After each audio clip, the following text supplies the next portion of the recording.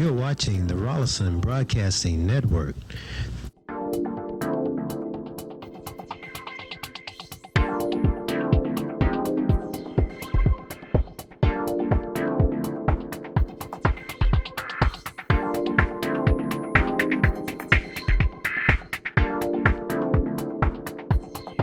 This show is brought to you by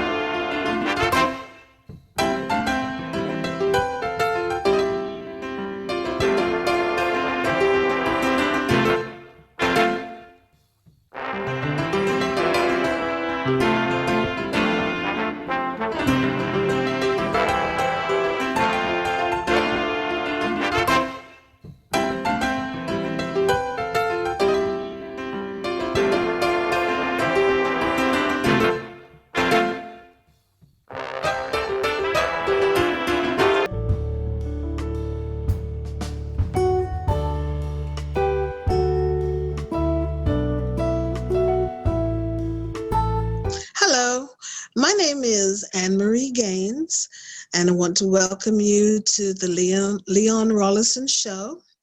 I'm going to talk a bit about the NAACP, as I am the current secretary for the Tulsa branch, NAACP. My history with the Tulsa branch is that I became the secretary from 2000 to 2009. So I was with the Tulsa NAACP for about 8 years. And also the Tulsa NAACP branch just celebrated its 90th anniversary last year, 2020. July 14th was when it received its charter in 1930. I want to talk a little bit about the NAACP because there's been so much going on with different organizations, and there has been a question as to the relevance of the NAACP. The relevance of the branch, as everybody knows, a lot has been done because of the way that the NAACP is set up. A lot of people don't like the way the NAACP operates because it does not operate according to individuals' requirements or different branches' own requirements. The requirements are set up by the National NAACP, and it is very well set up. And I would really encourage people to really find out what the NAACP is about and how it is structured before they make decisions to say, well, this shouldn't be like this, and so on and so forth. It's set up in such a way that we listen to both sides, then we come together and we make decisions on the issues. Now, one thing about the NAACP, it does have several committees, and there are 16 committees that operate in different areas: economic development, housing, youth, even women in the NAACP, and so on. And each of these committees are set up in such a way that whatever complaint there is, let's say there's a health issue or something like that, the issue is brought up before the specific committee, and they will look at it, whether it's a complaint or an issue that's going on, locally or whatever it is. They will look at the pros and the cons.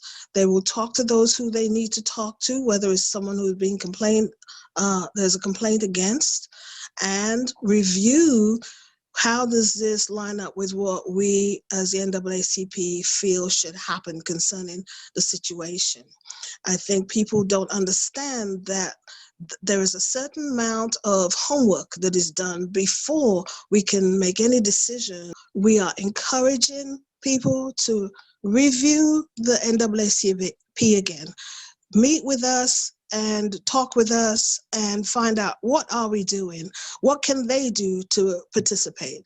We have endured over these last years, 90 years for the Tulsa branch, over 100 years for the national, and I believe we will continue on to be there. I also want to thank all those lifetime members who have been with us. Senator Maxine Horner, who recently passed away, she has been a lifetime member of the NAACP, and we are grateful for all of those lifetime members. She has an amazing history of her own, and there are other people like Jane Malone in our community who have been there with us for a long time. Arthetta Pouncil has been with us, and there are many more that I haven't been able to, I'm not able to talk about all of them at this time. But I encourage you to review, take another look at the NAACP. Anyway, as I said, we do have 16 committees. These committees need chairpersons. You can contact me at my on my phone, 918-565-4768, and I will talk with you more about what you would like to find out and your participation. Thank you very much for listening to me, and I hope that we can get the community more involved in what we are doing here for Tulsa and even some of the surrounding areas. Thank you for being part of the Leon Rollerson Show. We'll be right back.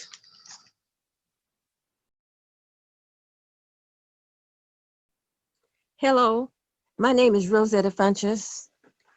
I'm in Oklahoma City. I'm the founder of the Oklahoma Black Museum and Performing Arts Center, as well as the National African American Jazz Legacy Museum. I am just so happy to be with you here today with the Leon Rollerson program. I'm in the older generation, and I can remember that I was in college in the 50s, in the late 50s, and one of my professors, Mr. Green, I remember his last name, I was in his class, in a history class, and he would come back to the class and tell us about Martin Luther King, because he was one of the people that would travel with him when he would go give these speeches all in Africa and other places, and he would come back and talk about how great Martin Luther King was as far as his oratory skills. He would tell us about how he could mesmerize all the audiences and just capture them because of his oratory skills. And so at that time, Martin Luther King was probably in his prime.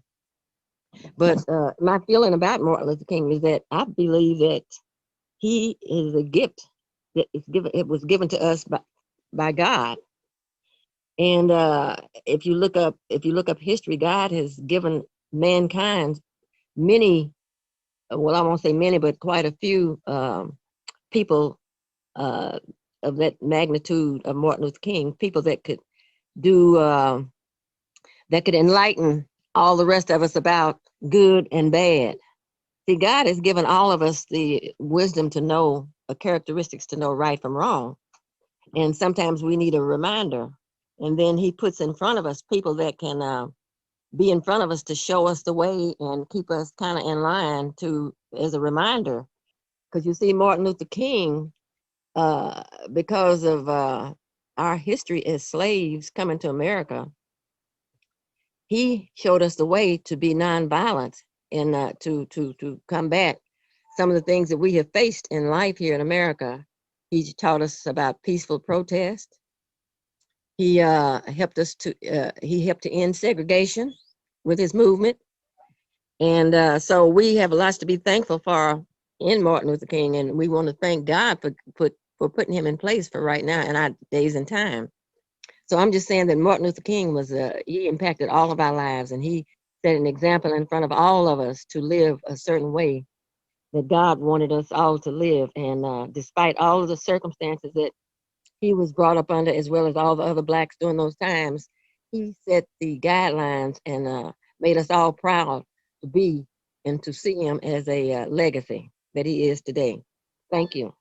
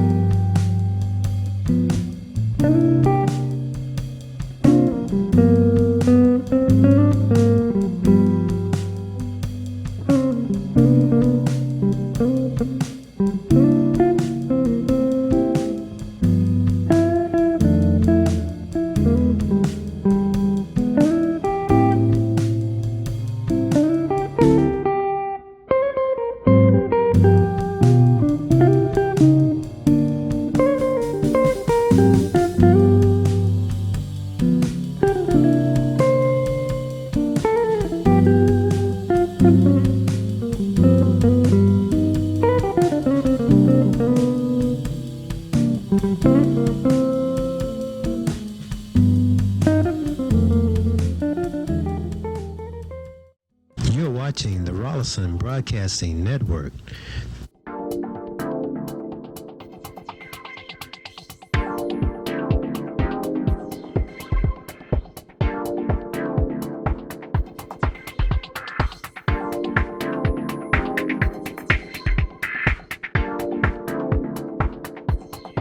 This show is brought to you by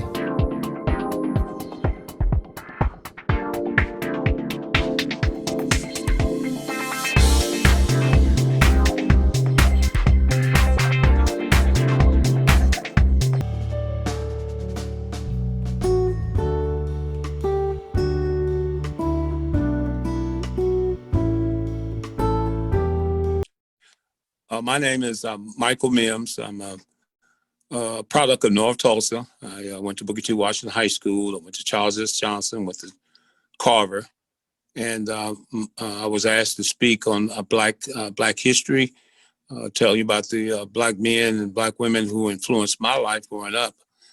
First of all, the first person that was very influential in my life was probably Julius Piggies. And Julius Piggies was a basketball player that I idolized, and I watched him grow and play. And then also my brother played, my oldest brother, his name was William Mims, he played. So he was an influence on me. Homer Johnson was a man that was definitely an idol in my life because I saw him being very active in the movement for Black people. Elmer Davis Sr. was another person that was very influential in my life. Mr. Fellows was my gym teacher at Charles S. Johnson, was a very strong influence in my life. Obviously, to be a physical education teacher, to be a coach, and to do the things athletically that I've done. I think that I got my beginning with him. Then I went to Carver, and I was influenced by Mr. Rogers, who was my gym teacher at Carver. And then I went on to go to Booker T. Washington, where the two men, again, that influenced my life was S.C. Mitchell was my basketball coach, and Art Williams Sr. was also my basketball coach. So my life has been influenced by a bunch of men. My dad was a physical education teacher at Dunbar. His name was Reuben D. Mims. Again, he was a very strong influence in my life. And I've just been fortunate, again, to have been raised and reared in North Tulsa. My mom was a very strong woman. Her name was Geneva.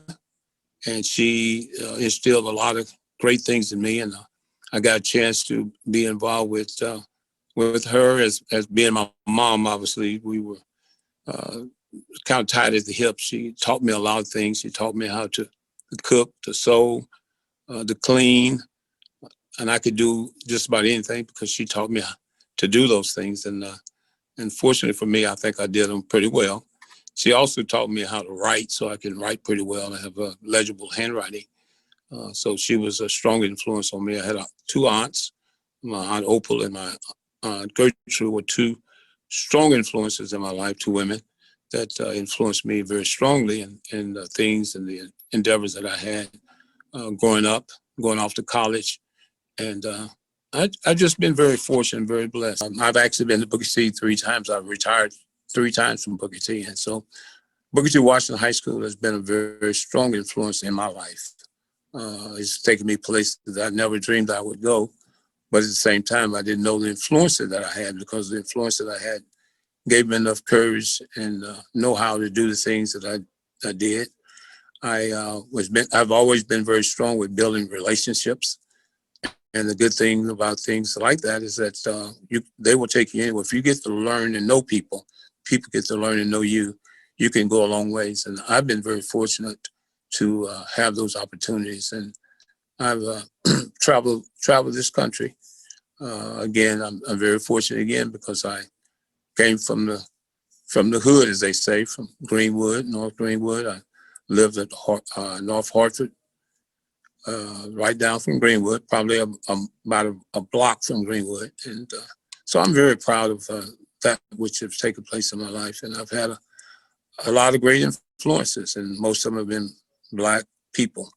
And I'm very, very proud of that fact. I really want to thank Mr. Rollerson, Leon Rollerson, one of my great, great, great friends. And we thank him for always encouraging me and helped me to do the things that I've done. And he's put me in the right direction of people in his world that have been very helpful to me. And I just want to thank him again. This is for Leon Rollerson Productions. I am Pastor Solomon, an international evangelist, and I am honored to be able to have something to say concerning MLK's birthday.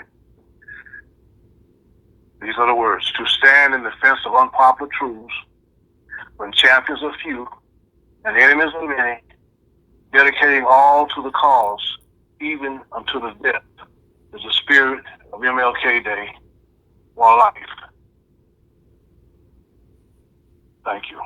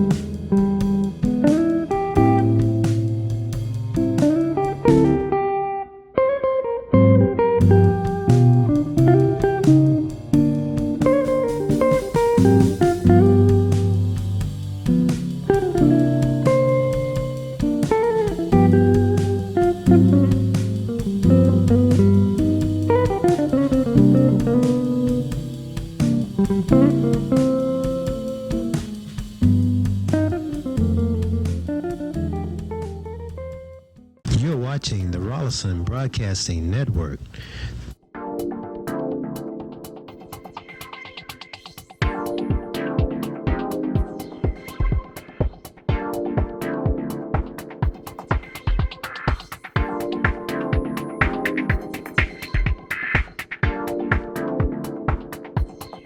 This show is brought to you by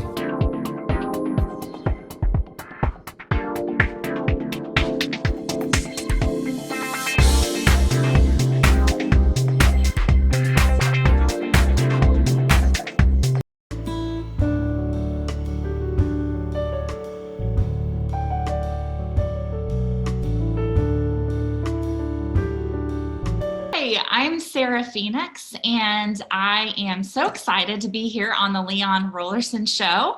I'm the academic content manager for fine arts for Tulsa Public Schools, and I also am the artistic director for Theater Tulsa here in Tulsa. And it's a really exciting time, I know, to reflect on history. And unfortunately, so often history in the past has been viewed through the lens of the white person. And it's a really important thing that we realize that history needs to be viewed through many lenses. And there are many stories that need to be told and heard. And February is an awesome opportunity for us to reflect on that as Black History Month, but really, honestly, it's something we should be doing year round all the time. And in fact, I want to give a shout out to one of my fellow Tulsa theater friends, Kelly McLeod Shingen. She runs World Stage Theater Company here in Tulsa, and she is one of those people who is telling diverse stories on stage here in Tulsa. She's telling the stories of the Black community, and she's also bringing in people from all over the world, performers from all over the world, from different backgrounds and cultures and places, and bringing them to our community here in Tulsa so that we can continue to learn more about the history of people who may not look like us. So anyway, I'm so glad to be here again on the Leon Rollerson Show. Thank you so much for having me, and we'll be right back. All right. Hello. I'm here with Leon Rollerson Productions. My name is Steve Williams. I'm the president of the National Juneteenth Observance Foundation. Juneteenth and Dr. King, what's the comparison? What's the relationship? Both of them are about the freedom and the pursuit of liberty of Black people in America. Dr. King led a fight to get us all to the same place with his dream. And because of that dream and the perpetuation of that dream, even to this day as realization, we have a national holiday called King Day. Likewise, because of the commemoration of our freedom and the celebration of our liberation, we are also petitioning Congress to make Juneteenth a National Day of Observance. It's very, very, very tied together to both of them. Dr. King's holiday birthday was the last day to be added to the calendar. And for us, in order to get Juneteenth added as a holiday to the calendar, we had to get 39 states to recognize Juneteenth to break the moratorium. The 39th state was actually Nevada. Dr. King's parallel was to lift and elevate all people, but especially Black people in America, to a level of economic, social, spiritual, and freedom of life. Juneteenth, always from the beginning, was a representation of that, of looking forward with a better expectation for tomorrow. So, as you reflect upon this Martin Luther King Day 2021 and all the turmoil which the country is together, understand that Dr. King, like Juneteenth, and Juneteenth, like Dr. King, was about bringing America together for a better future. Our mission at the National Juneteenth Observance Foundation is to bring all Americans together to celebrate our common modern freedom through the recognition, observance, education, and the historic preservation of Juneteenth in America. And we hope that on this day that you understand that the Poor People's March from Washington, D.C. happened on Juneteenth. Dr. King was a Juneteenth participant.